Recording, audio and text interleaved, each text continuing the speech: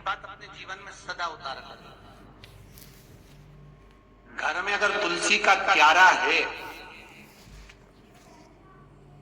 तो तुलसी महारानी हमें ये बता देती है कि हमारे घर में सुख आने वाला है कि दुख आने वाला है। जैसे शनि अपना प्रकोप दे रहा है या शनि उतर रहा है, ये किसी से पूछने की जरूरत नहीं पड़ती, अपने आप मालूम पड़ता है। कैसे? शनि कथा अगर आपने सुनी हो तो उसमें व्याख्यान आता है शनि कथा में, पांव की चप्पल बार बार टूट रही हो, कमर से नीचे जो वस्त्र पहने हो वो फट रहे हो, कहीं पजामा है, धोती है, अधिक वस्त्र हैं, कपड़े हैं, वो अपने आप फट। आज के जमाने में तो फटे फटाए पहनते हैं लोग, फैशन। उसकी गारंटी नहीं है, उसका हम वर्णन नहीं कर रहा हूं। जब पहनते हम समझ जाते हैं इसको शनि तो ऑलरेडी लगा ही हुआ। जब उनका घुटना घुटनी सब फटा हुआ दिखता है तो उसमें लग जाता है कि शनि पहले से लग गया बापड़ा, उनके पहने से तो पानी पड़े। शनि का नियम है, शनि कथा कहती है पांव की चप्पल बार बार टूट रही हो, घिस गई हो, बत्ती टूट रही हो, कुछ कर रही हो, और अगर कमर से नीचे जो वस्त्र पहने हो वो अपने आप फट रहे हो, समझ लेना कि शनि पांव से प्रवेश कर रहा, मतलब अपनी प्रखरता शनि दिखा रहा। किसी मंदिर में गए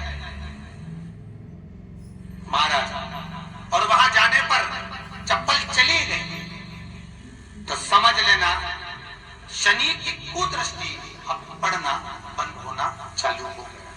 कितना सुंदरता है महाराज। जूता चप्पल आज के जमाने में तो फैशन हो गई साहब, घर की चप्पल अलग होती है, बाहर की चप्पल अलग होती है। लोग घर में चप्पल किचन तक में पहन के जाते हैं। अरे पानी ले जाओ सीओर से। रसोई घर में लोग चप्पल पहन कर जाते हैं, जहां भगवान का प्रसाद बन रहा है, जहां अन्नपूर्णा निवास कर रही है, और पूछो तो किचन की चप्पल है तो माथे पे रख लो। तो अपनी माँ को जरूर देखना है, वो बूढ़ी माँ कितनी बार किचन में चप्पल पहन कर गई, मुझे जरूर फोन कर कर बताना। बूढ़ी माँ रसोई घर में आज भी बिना चप्पल के जाती है, और बहुओं की कहीं एड़ी भी फट जाए, ठंड नहीं बैठ जाए, इसलिए ये रसोई घर तक में चप्पल पहन कर जाती है। सूर्य नारायण की कथा पढ़ना, शनि महाराज की कथा पढ़ना, और गरुड़ पुराण की कथा पढ़ना। जिन जिन कथाओं का हम व्याख्यान करें उसको पढ़ना जरूर हो। क्या लिखा है? घर के अंदर जब चप्पल जाती है, रोग, बीमारी, कष्ट, तकलीफ चालू हो जाती है। तुमने चप्पल क्यों पहनी? ठंड नहीं बैठ जाए, रोग नहीं बैठ जाए। घर के अंदर उतना बढ़ गया, एक कालीन बिछा दो, एक दरी बिछा दो, मोटा आसन बिछा दो, जिस पर तुम चल लो। जरूरी है, कई कई लोगों को हमने ये भी देखा कि कालीन पर भी चप्पल पहन के चलते, और ब्राह्मणों को भोजन परोस रहा है, गुरुजन को भोजन परोस रहा है, ठाकुर जी की थाली बना रहा है, ठाकुर जी का थाल लगा रहा है, तो भी चप्पल है पांव। तेरा क्या होगा? ही कालिया क्या होगा? विचार तो करो। देह पड़ी रह जाए यहीं पर, फिर कुंडल और नगीना क्या, हरि नाम नहीं तो जीना। अभी भी सुधर जाओ रे, अभी भी सुधर जाओ, नहीं सुधरो तो सिधर जाओ रे, या तो सुधरो नहीं तो सिधरो, और सुधरो। रसोई घर में अन्नपूर्णा रहती है। रसोई घर में शिव महापुराण की कथा कहती है, जब भगवान शंकर को मां जगत जननी भोजन करा रही थी, शंकर जी ने वर मांगा था अन्नपूर्णा। हे अन्नपूर्णे, तुम मेरे घर के बच्चों का भरण पोषण कर रही है, इस मृत्यु लोक में जितने मनुष्य जन्म लेते हैं ये मेरे पुत्र कहलाते हैं।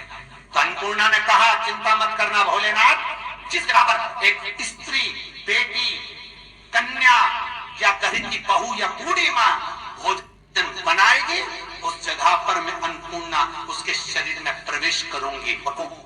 रसोई घर नहीं होगा, वो मेरा और तुम्हारा मंदिर कहलाएगा। अब मंदिर में चप्पल पहनकर भोजन का निर्माण करना ये श्रेष्ठता है। एक आसन पटक लो आप रसोई घर के अंदर, जिस आसन पे खड़े होकर आप भोजन बना लो, मोटा सा आसन रख लो, चप्पल की जरूरत ही नहीं। श्रीमद् भागवत कथा कर रही है, तुलसी का मात्र तो शनि अपनी दृष्टि बता देता है। शास्त्र कहता है जब घर के अंदर प्रवेश करने के, जब आप घर में प्रवेश करें तो कोने में चप्पल को उतार दें। बाहर जगह नहीं है तो घर के अंदर प्रवेश कर लेफ्ट में चप्पल को उतार दें,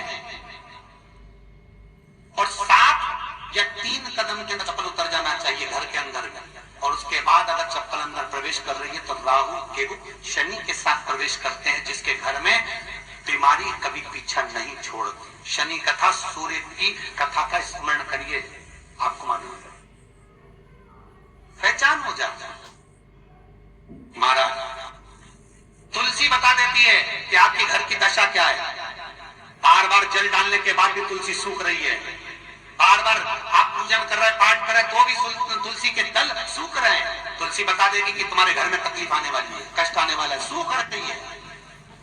किसी ने जरूर कुछ ना कुछ ऐसा है कि इसमें घर में कुछ तकलीफ आएगी, तुमने लगाया फिर सूखी, फिर लगाया फिर। तुलसा महारानी बता देती है कि कष्ट है, और जिस गमले की तुलसा घेर घमोर हो, फलित हो, आनंद में हो, तो उस घर में फिर दुख नहीं आता, समृद्धि खुद बढ़ेगी। जिन शंकर भगवान को आप जल चढ़ाते हो, जिन ठाकुर जी से आप लाड लड़ाते हो, जिन भगवान कृष्ण का आप स्मरण करते हो, राधा रानी का आप नाम जाप करते हो, जिस परमात्मा का आप भजन कर रहे हो, कीर्तन कर रहे हो, नाम जाप कर रहे हो, नाम स्मरण कर रहे हो, उससे तुम्हारा एक संबंध होना चाहिए, एक रिश्तेदारी होना चाहिए। और उससे जब तुम्हारा कोई संबंध रहेगा, उससे जब तुम्हारी कोई रिश्तेदारी रहेगी,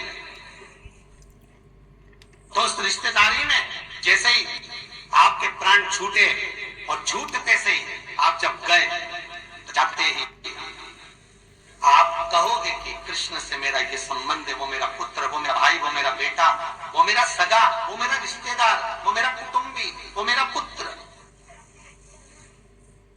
जब कहोगे तो तुरंत प्रवेश हो जाए। महाराज भगवान से संबंध होना चाहिए। कई लोग भगवान को सवेरे से रिझाने बैठते हैं तो भगवान को बनी बनाई बात कहते हैं, ये पाठ कर लो, ये पाठ कर लो, ये पाठ कर लो, ये स्तुति कर लो, सारा बना बनाया। पर तुमने अपने दिल से कौन सी स्तुति गाई?